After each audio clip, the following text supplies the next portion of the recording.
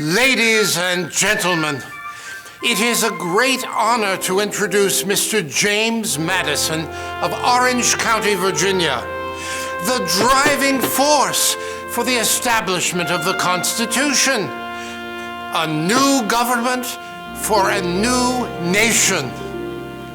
Mr. Madison.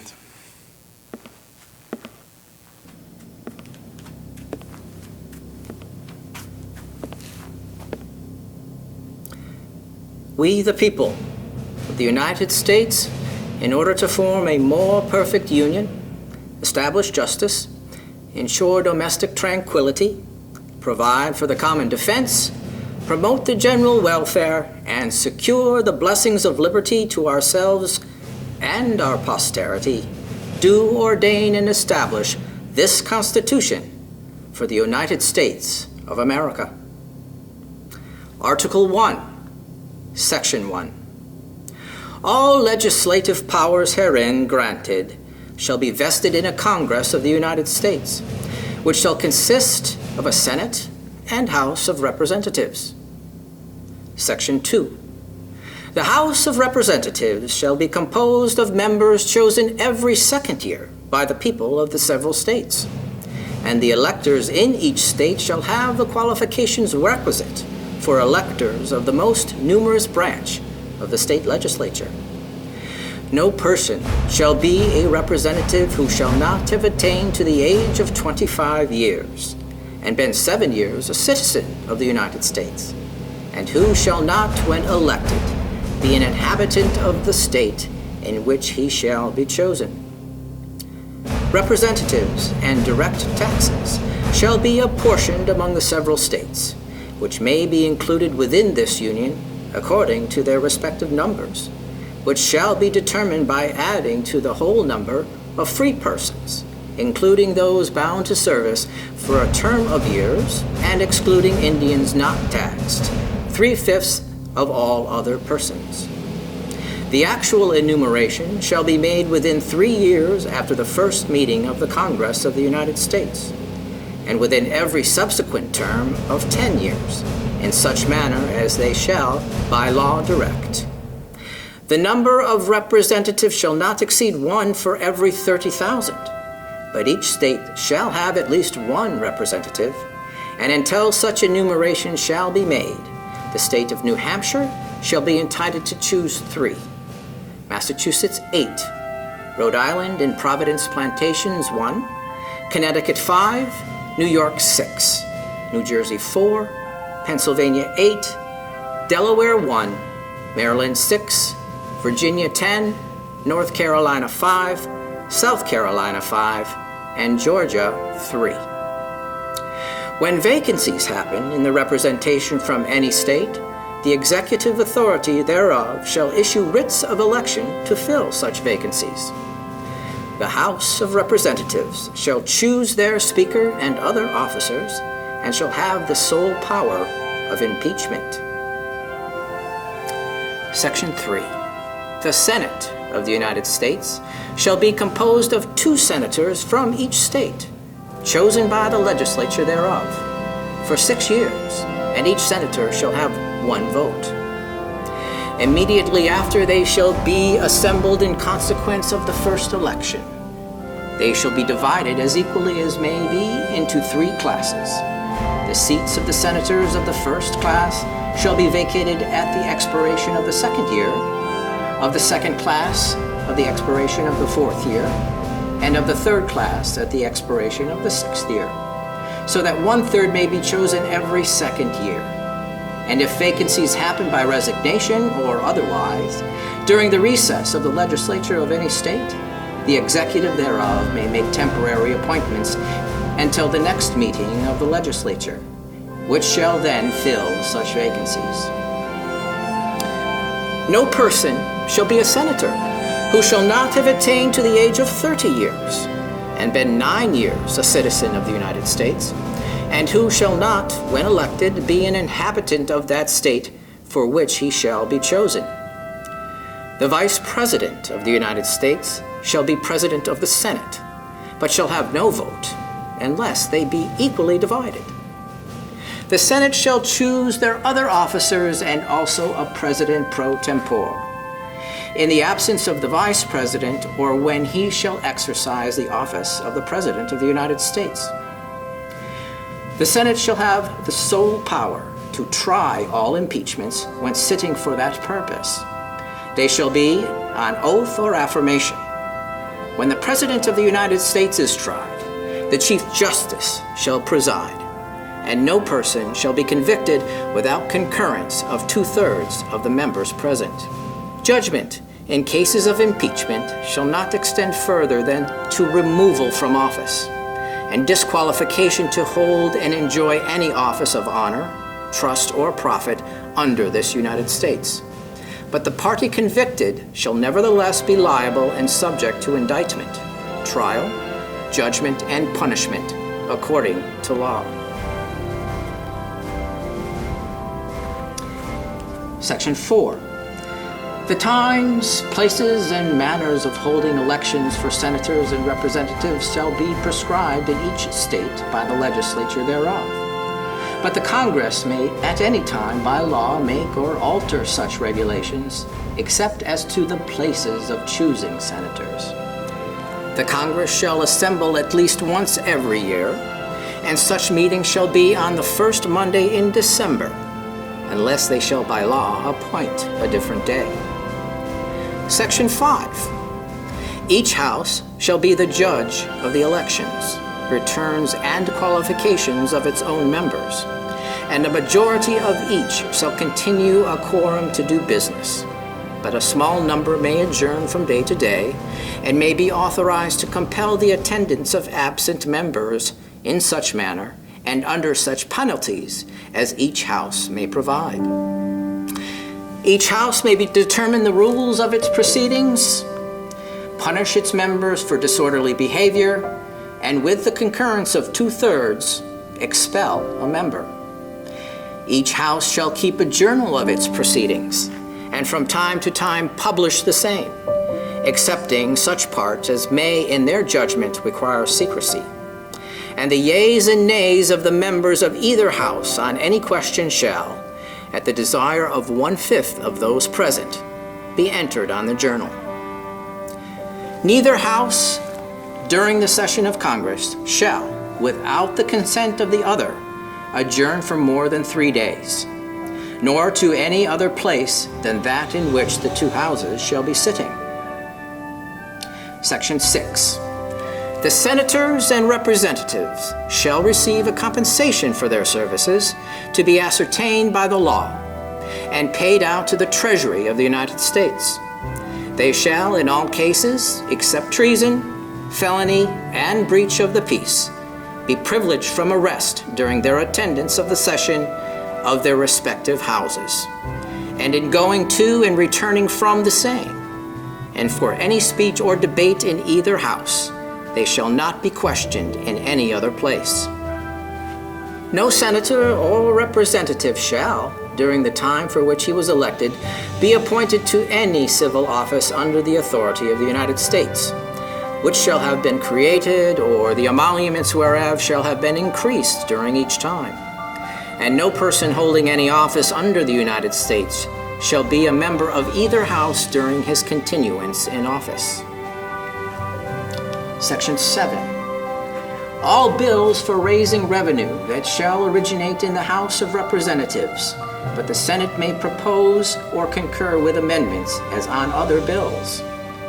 Every bill which shall have passed the House of Representatives and the Senate shall, before it become a law, be presented to the President of the United States. If he approve, he shall sign it, but if not, he shall return it with his objections to that House in which it shall have originated, who shall either the objections at large on the journal and proceed to reconsider it. If after such reconsideration 2/3 of the House shall agree to pass the bill, it shall be sent together with the objections to the other House, by which it shall likewise be reconsidered, and if approved by 2/3 of that House, it shall become a law. But in all cases, the votes of both houses shall be determined by yeas and nays, and the names of the persons voting for and against the bill shall be entered on the journal of each house, respectively. If any bill shall not be returned by the President within 10 days, Sundays excepted, after it shall have been presented to him, the same shall be a law, and in like manner as if he had signed it, unless the Congress by their adjournment prevent its return, in which case it shall not be a law. Every order, resolution, or vote to which the concurrence of the Senate and House of Representatives may be necessary, except on a question of adjournment, shall be presented to the President of the United States, and before the same shall take effect, shall be approved by him, or being disapproved by him, shall be repassed by 2/3 of the Senate and House of Representatives, according to the rules and limitations prescribed in the case of a bill. Section 8. The Congress shall have power to lay and collect taxes, duties, imposts, and excises, to pay the debts and provide for the common defense and general welfare of the United States. But all duties, imposts, and excises shall be uniform throughout the United States. To borrow money on the credit of the United States, to regulate commerce with foreign nations and among the several states and with the Indian tribes, to establish a uniform rule of naturalization and uniform laws on the subject of bankruptcies throughout the United States, to coin money, regulate the value thereof, and of foreign coin, and fix the standard of weights and measures, to provide for the punishment of counterfeiting the securities and current coin of the United States, to establish post offices, to establish post offices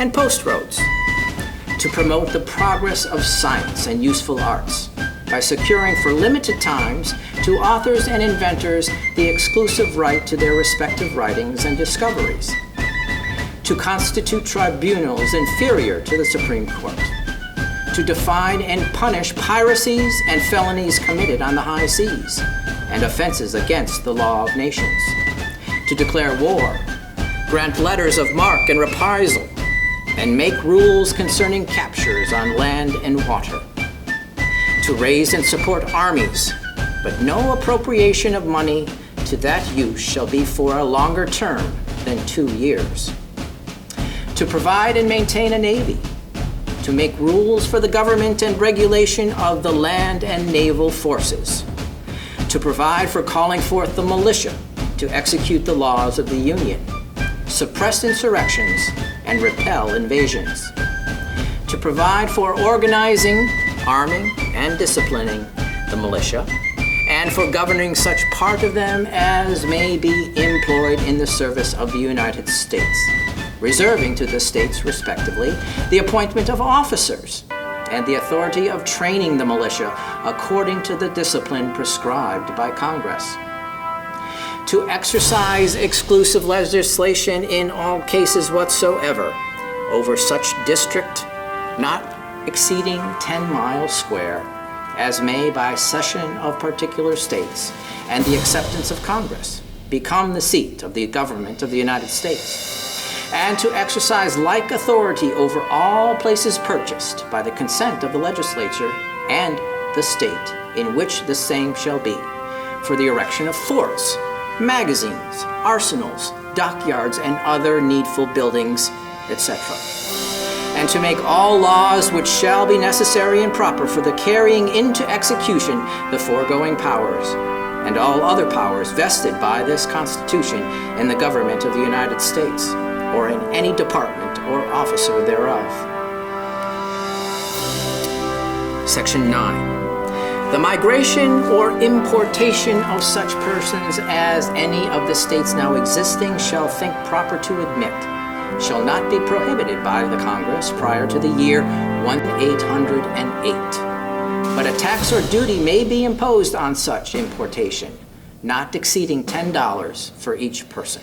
The privilege of the writ of habeas corpus shall not be suspended unless when in cases of rebellion or invasion the public safety may require it. No bill of attainder or ex post facto law shall be passed. No capitation or other direct tax shall be laid unless in proportion to the census or enumeration herein before directed to be taken. No tax or duty shall be laid or articles exported from any state. No preference shall be given to any regulation of commerce or revenue to the ports of one state over those of another. Nor shall vessels bound to or from one state be obligated to enter, clear, or pay duties in another.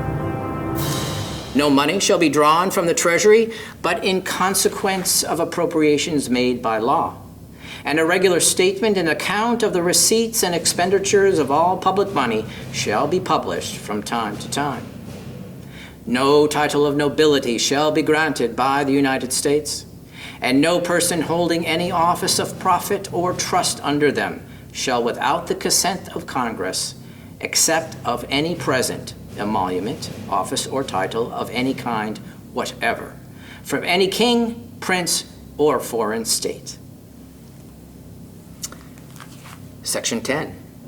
No state shall enter into any treaty, alliance, or confederation, grant letters of marque and reprisal, coin money, emit bills of credit, make anything but gold and silver coin a tender in payment of debts, pass any bill of attainder, ex post facto law, or law impairing of the obligation of contracts, or grant any title of nobility. No state shall, without the consent of the Congress, lay any imposts or duties on imports or exports, except what may be absolutely necessary for executing its inspection laws. And the net produce of all duties and imposts laid by any state on imports or exports shall be for the use of the Treasury of the United States, and all such laws shall be subject to the revision and control of the Congress. No state shall, without the consent of Congress, lay any duty of tonnage, keep troops or ships of war in time of peace, enter into any agreement or compact with another state or with a foreign power, or engage in war unless actually invaded or in such imminent danger as will not admit of delay. Article 2, Section 1. The executive power shall be vested in a President of the United States of America. He shall hold his office during the term of 4 years, and together with the Vice President, chosen for the same term, be elected as follows. Each state shall appoint in such manner as the legislature thereof may direct a number of electors, equal to the whole number of senators and representatives to which the state may be entitled in the Congress. But no senator or representative or person holding an office of trust or profit under the United States shall be appointed an elector. The electors shall meet in their respective states and vote by ballot for 2 persons, of whom one at least shall not be an inhabitant of the same state with themselves. And they shall make a list of all the persons voted for, and of the number of votes for each, which list they shall sign and certify and transmit sealed to the seat of government of the United States, directed to the President of the Senate. The President of the Senate shall, in the presence of the Senate and House of Representatives, open all the certificates, and the votes shall then be counted. The person having the greatest number of votes shall be the President. If such number be a majority of the whole number of electors appointed, and if there be more than one who have such majority and have an equal number of votes, then the House of Representatives shall immediately choose by ballot one of them for president. And if no person have a majority, then from the 5 highest on the list, the said House shall in like manner choose the president. But in choosing the president, the votes shall be taken by states, the representation from each state having 1 vote. A quorum for this purpose shall consist of a member or members from 2/3 of the states, and a majority of all the states shall be necessary to a choice. In every case, after the choice of the president, the person having the greatest number of votes of the electors shall be the vice president.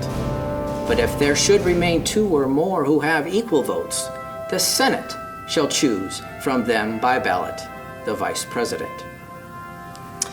The Congress may determine the time of choosing the electors, and the day on which they shall give their votes, which day shall be the same throughout the United States.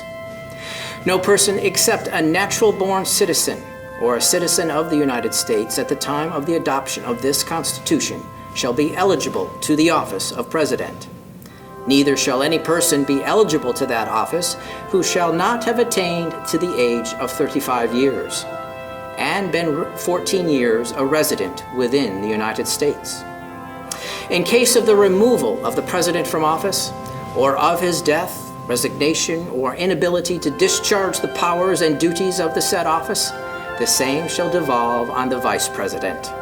And the Congress may by law provide for the case of removal, death, resignation, or inability both of the president and vice president, declaring what officer shall then act as president, and such officer shall act accordingly until the disability be removed or a president shall be elected.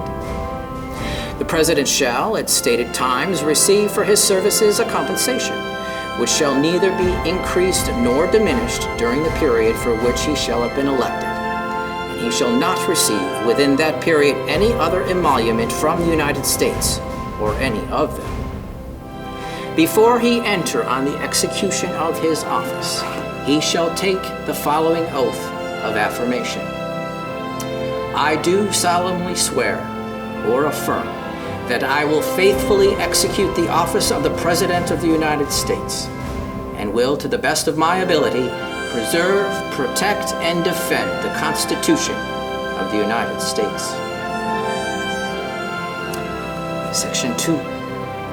The President shall be Commander-in-Chief of the Army and Navy of the United States and of the militia of the several states when called into the actual service of the United States. He may require the opinion in writing of the principal officer in each of the executive departments upon any subject relating to the duties of their respective offices. And he shall have power to grant reprieves and pardons for offenses against the United States, except in cases of impeachment.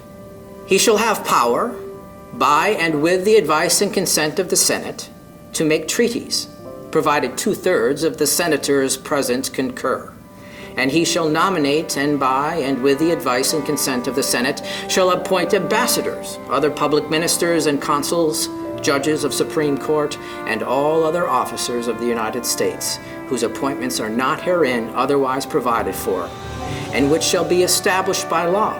But the Congress may by law vest for the appointment of such inferior officers as they think proper, in the President alone, in the courts of law, or in the heads of departments. He shall from time to time give to the Congress information of the state of the Union, and recommend to their consideration such measures as he shall judge necessary and expedient. He may on extraordinary occasions convene both houses, or either of them, and in case of disagreement between them, with respect to the time of adjournment, he may adjourn them to such time as he shall think proper. He shall receive ambassadors and other public ministers. He shall take care that the laws be faithfully executed, and shall commission all of the officers of the United States. Section 4. The President, Vice President, and all civil officers of the United States shall be removed from office on impeachment for conviction of treason, bribery, or other high crimes and misdemeanors. Article 3, Section 1.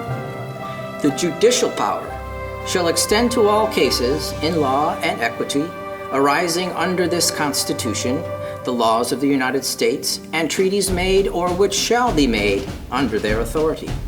To all cases affecting ambassadors, other public ministers, and consuls. To all cases of admiralty and maritime jurisdiction. To controversies to which the United States shall be a party. To controversies between 2 or more states, between a state and citizens of another state, between citizens of different states, between citizens of the same state claiming lands under grants of different states, and between a state or the citizens thereof and foreign states, citizens or subjects. In all cases affecting ambassadors, other public ministers and consuls, and those in which a state shall be party, the Supreme Court shall have original jurisdiction.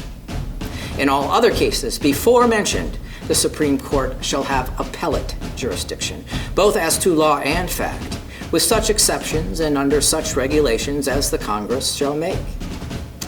The trial of all crimes, except in cases of impeachment, shall be by jury, and such trial shall be held in the state where the said crimes shall have been committed.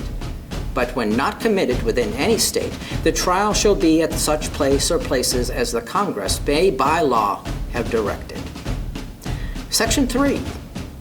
Treason against the United States shall consist only in levying war against them, or in adhering to their enemies, giving them aid and comfort. No person shall be convicted of treason unless on the testimony of 2 witnesses to the same overt act, or on confession in open court.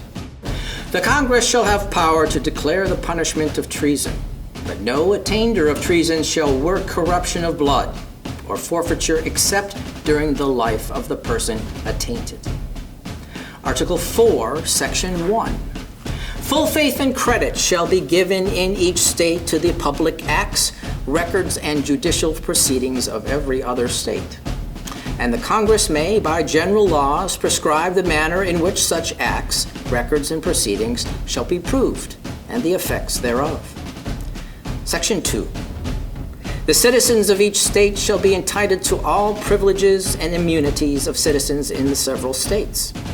A person charged in any state with treason, felony, or other crime who shall flee from justice and be found in another state shall, on demand of the executive authority of the state from which he fled, be delivered up, to be removed to the state having jurisdiction of the crime. No person held to service or labor in one state, under the laws thereof, escaping into another, shall in any consequence of any law or regulation therein be discharged from such service or labor, but shall be delivered up on claim of the party to whom such service or labor may be due. Section 3. New states may be admitted by the Congress into this Union, but no new state shall be formed or erected within this jurisdiction of any other state, nor any state be formed by the junction of 2 or more states, or parts of states, without the consent of the legislatures of the states concerned, as well as of the Congress. The Congress shall have power to dispose of and make all needful rules and regulations respecting the territory or other property belonging to the United States. And nothing in this Constitution shall be so construed as to prejudice any claims of the United States or of any particular state. Section 4. The United States shall guarantee to every state in this Union a republican form of government, and shall protect each of them against invasion, and on application of the legislature or of the executive when the legislature cannot be convened, against domestic violence. The Congress, whenever 2/3 of both houses shall deem it necessary, shall propose amendments to this Constitution, or, on the application of the legislatures of 2/3 of the several states, shall call a convention for proposing amendments, which, in either case, shall be valid to all intents and purposes as part of this Constitution when ratified by the legislatures of 3/4 of the several states, or by the conventions in 3/4 thereof, as the one or the other mode of ratification may be proposed by the Congress, provided that no amendment which may be made prior to the year 1808 shall in any manner affect the 1st and 4th clauses in the 9th section of the 1st article, and that no state without its consent shall be deprived of its equal suffrage in the Senate. Article 6. All debts contracted and engagements entered into before the adoption of this Constitution shall be as valid against the United States under this Constitution as under the Confederation. this Constitution and the laws of the United States which shall be made in pursuance thereof, and all treaties made or which shall be made under the authority of the United States shall be the supreme law of the land. And the judges in every state shall be bound thereby, anything in the Constitution or laws of any state to the contrary notwithstanding. The senators and representatives before mentioned, and the members of the several state legislatures, and all executive and judicial officers, both of the United States and of the several states, shall be bound by oath or affirmation to support this Constitution, but no religious test shall ever be required as a qualification to any office or public trust under the United States. Article 7. The ratification of the Convention of 9 states shall be sufficient for the establishment of this Constitution between the states so ratifying the same. The word "the" being interlined between the 7th and 8th lines of the first page. The word 30 being partly written on the erasure in the 15th line of the first page.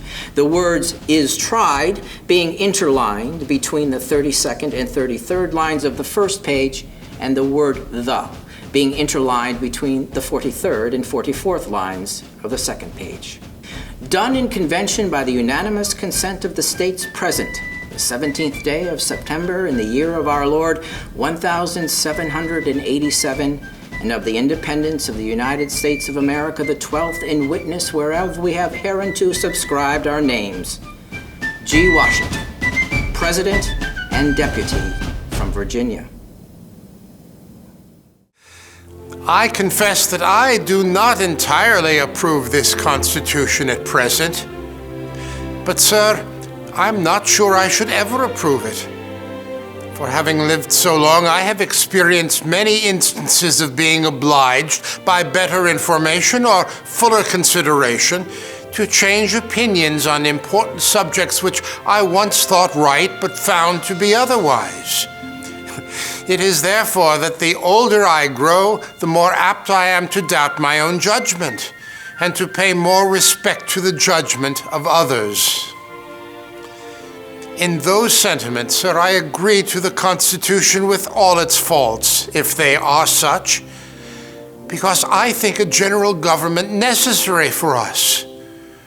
I doubt whether any other convention we can obtain may be able to make a better Constitution. It therefore astonishes me, sir, to find this system approaching as near to perfection as it does. And I think it will astonish our enemies, who are waiting with confidence to hear that our counsels are confounded like those of the builders of Babel, and that our states are on the point of separation, only to meet hereafter for the purposes of cutting one another's throats. Thus, I consent, sir, to this Constitution, because I expect no better, and I'm not sure that it is not the best. Shortly thereafter, the motion was made, seconded, and passed to approve the document. We signed it finally on 17 September 1787. The doors and windows of the State House were finally opened, and our Constitution was finally given to the people and to the states for their discussion, modification, and approval. Delaware was the first to ratify on 7 December 1787, and New Hampshire the 9th in June the following year.